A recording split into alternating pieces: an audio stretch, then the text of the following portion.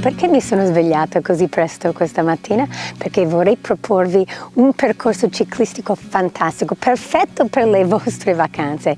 Emilia Bike Experience su Appennino Reggiano.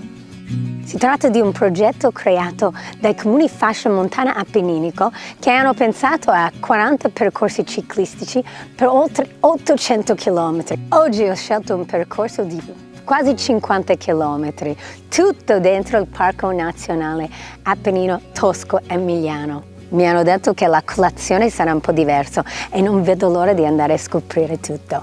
Venite con me.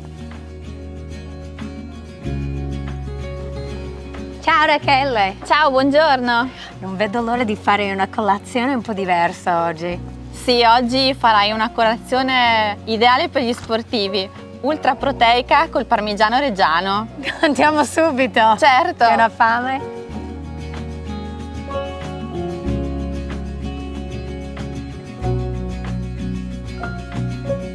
Siamo in una latteria che si trova in un luogo antichissimo. Nei documenti storici Garfagnolo viene nominato fino dal Medioevo e il parmigiano reggiano è stato proprio lanciato come produzione dai monaci medievali. Sono stati loro a dar vita alla produzione di quello che una volta si chiamava il formadio. Io non vedo l'ora di vedere anche la produzione. Sì, adesso infatti ti lasceremo nelle mani sapienti di Nino, il mastro casaro, che ti farà vedere proprio come nasce una forma. Ma prima posso assaggiare? Devi assaggiare le proteine, allora ideale per lo sportivo che deve poi pedalare. Che ho da pedalare oggi, allora. Esatto, buon appetito! Io mi trovo qua con Nino in caseificio ma come funziona? Cosa fate ogni giorno qua? Partiamo dalla sera, dove il camion fa la condotta del latte, quindi andiamo dai contadini a prendere il latte e alla sera viene esteso in quelle vasche che vengono chiamate vasche d'affioramento. Lì riposo tutta la notte affiorando il latte. Alla mattina vengo giù, il latte lo metto dentro a queste che vengono chiamate caldaio doppi fondi e alla mattina si ritorna latte a riprendere un altro latte, per cui il parmigiano reggiano si fa con metà latte parzialmente scremato della sera e latte intero della mattina. Poi viene scaldato ad una determinata temperatura, viene messo il siero che deriva dalla lavorazione del giorno precedente raffreddato, si mette il caglio, quando il latte solidifica, che si chiama cagliata, si spina, si cuoce, si lascia depositare un'ora, poi c'è l'estrazione.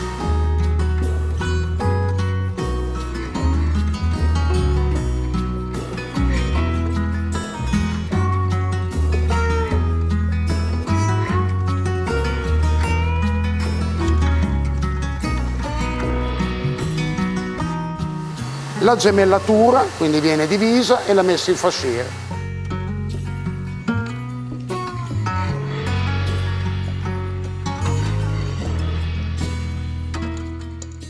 E la differenza fra parmigiano reggiano tradizionale e quello di montagna?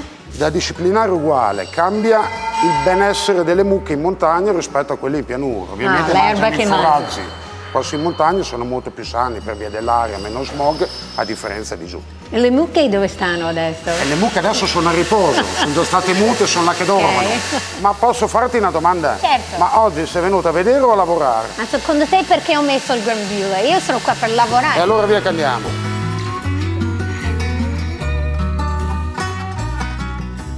Quando lo tagli la punta è smussata perché? Perché così non tagli la pezza. Questo lo laviamo e adesso dividiamo. Sì, facilissimo. Dopo il taglio le forme vengono messe dentro delle fasciere di Teflon, lasciate lì una giornata intera, vengono voltate 3 volte, per 2 giorni stanno nel presalatoio, poi vengono messe nel sale per 18 giorni. Finiti i 18 giorni vengono tolti dal sale e vengono portati nel nostro piccolo kabuki.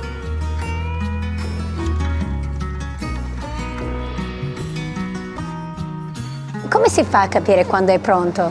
Allora, intanto parmigiano reggiano si chiama dopo 12 mesi che viene marchiato. Per capire se è pronto ci sono delle squadre di esperti del consorzio, vengono fuori a battere i vari lotti dei caseifici con un piccolo martello e in base alle vibrazioni che il martello dà nella mano del battitore si capisce se la forma è buona o meno. Wow. Quando la forma è buona viene bollata con un bollino tondo e successivamente viene marcata a fuoco con la scritta Parmigiano Reggiano. So che hai fatto colazione con il nostro Parmigiano Reggiano, per cui adesso c'è una piccola sorpresa per te. Ti farò assaggiare la ricotta appena fatta oggi. Ancora caldo. Adesso amici andiamo a pedalare.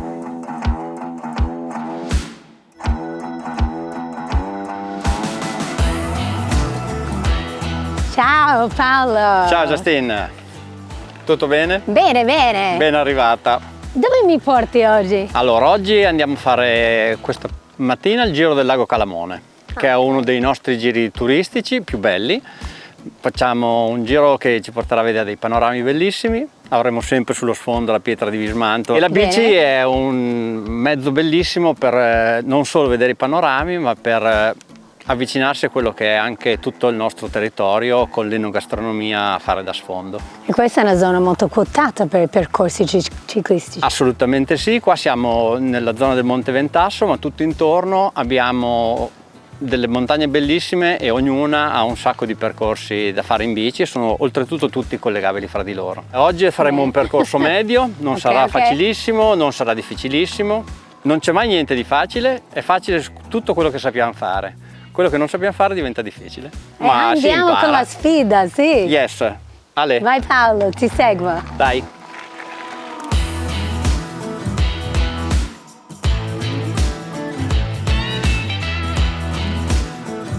Allora Paolo, stiamo andando verso il lago Calamone. Sì, ormai siamo quasi arrivati. Non ci manca tanto, abbiamo l'ultimo pezzettino di single track.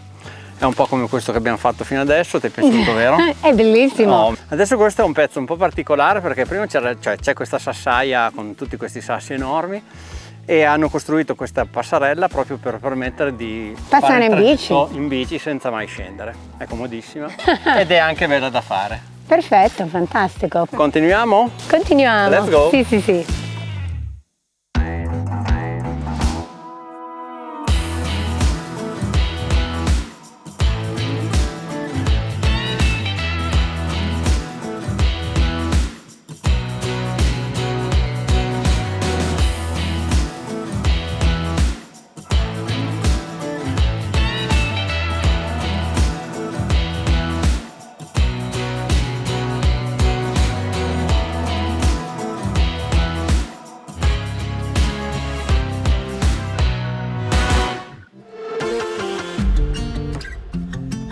Com'è andato il giro, Justine? Bellissimo questo giro, un po' tecnico però fattibile, poi entusiasmante, bellissimo. Ma questo lago è anche riserva naturale, giusto? Sì, esatto, siamo in un parco nazionale, il parco dell'Appennino Tosco-Emiliano, e il lago Calamone è uno dei punti più belli, più ammirati dai turisti. E siamo a 1400 metri di quota, e proprio sotto la vetta del Monte Ventasso. Io ho tanto fame, spero che mi porti a mangiare qualcosa di tipico.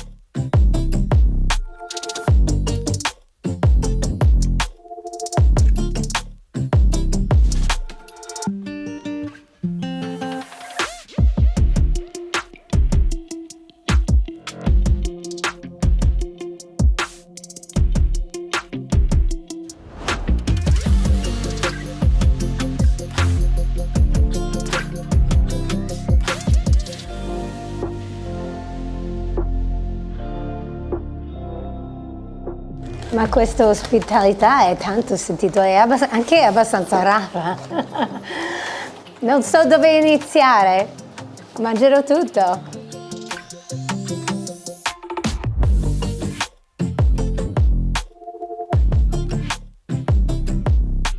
E arrivano i dolci, non finisce più questo pasto. Qua. Cosa abbiamo qua? Abbiamo la torta di tagliatelle, una nostra torta tipica della montagna. Con le tagliatelle? Con le tagliatelle, sì. E la torta nera, con mandorle. Sembra un po' un brownie, sembra quasi americano. Poi abbiamo una cheesecake e una crostata ai frutti di bosco. Ma queste due sono quelle delle nostre nonne qua nei nostri paesi. Solo assaggiando si può capire. Facciamo andare in bici dopo? Non lo so, vedremo. Vediamo, adesso intanto Spingerò la bici.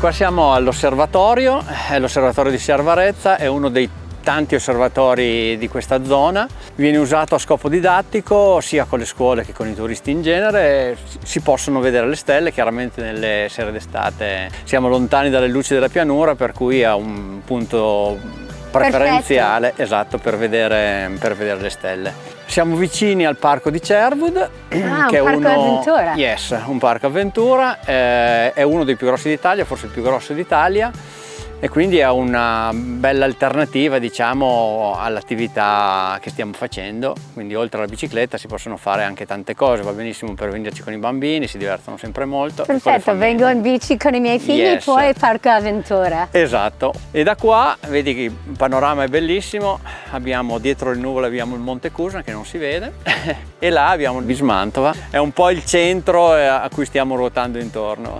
Adesso andiamo verso di là. Seguimi. Mi piace perché buco. Facciamo queste robe qua.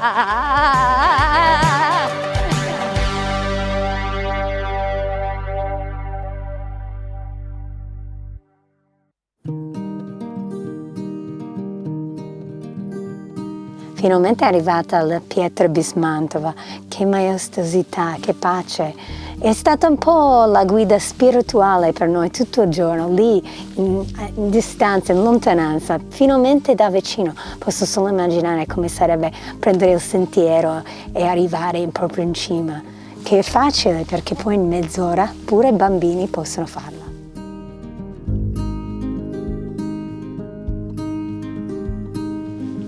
Ciao Rachele, ce l'ho fatta. Ciao, ben arrivata alla pietra di Bismantova, guarda che spettacolo, ed è non per niente il bene naturalistico più conosciuto di tutta la nostra zona. Sì. Sarà anche merito di Dante Alighieri, che l'ha nominata nella Divina Commedia già tanti secoli fa, e quindi l'ha resa famosa perché questa è la montagna del Purgatorio, quindi un paragone non indifferente, molto importante. E oggi siamo proprio nel centro del Parco Nazionale dell'Appennino Tosco-Emiliano. La pietra di Bismantova è un massiccio di arenaria. Molti millenni fa si trovava al di sotto del livello del mare, infatti ci sono tantissimi fossili in queste rocce e questo grandissimo massiccio d'arenaria poi è emerso dal mare e fa proprio da gendarme a tutto il nostro Appennino, perché domina tutte le vallate dell'Appennino reggiano. Grazie alle sue caratteristiche è diventata un luogo sia turistico ma è anche un luogo di sport, soprattutto di arrampicata sportiva.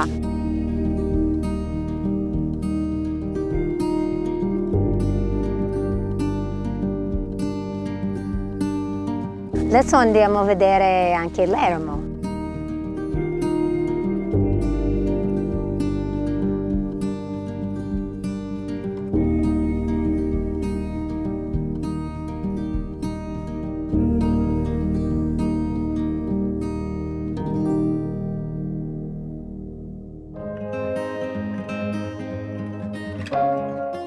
Siamo nel centro Laudato Si, che è un luogo polifunzionale all'eremo della pietra di Bismantova.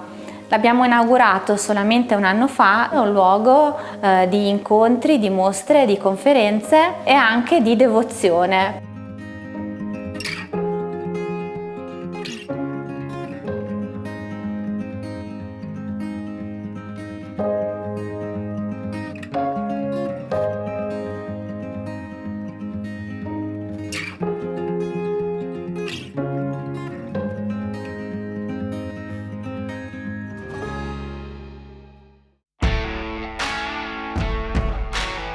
Allora è l'ultima pedalata del giorno, poi un po' di relax, no? Sì, è l'ultima tappa, poi ci si può riposare tranquillamente. Ma quante cose si possono fare qua?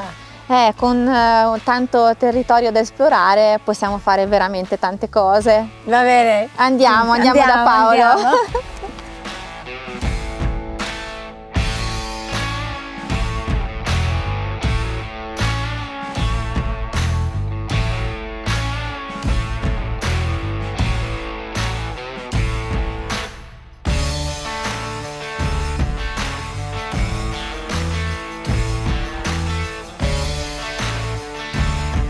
Justin, siamo arrivati al Ginepro.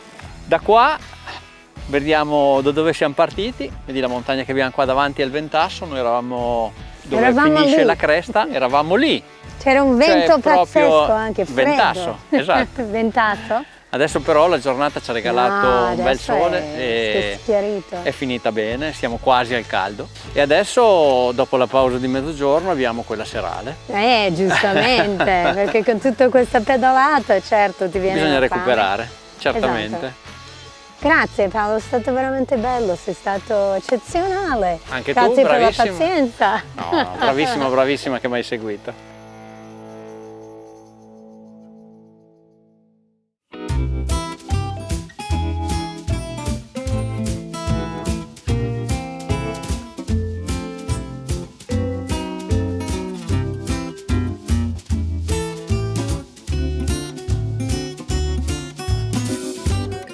Eccoci qua. Allora, questi sono i nostri cappellacci ai porcini. I sughetti sono i funghi, ragù e il soffritto.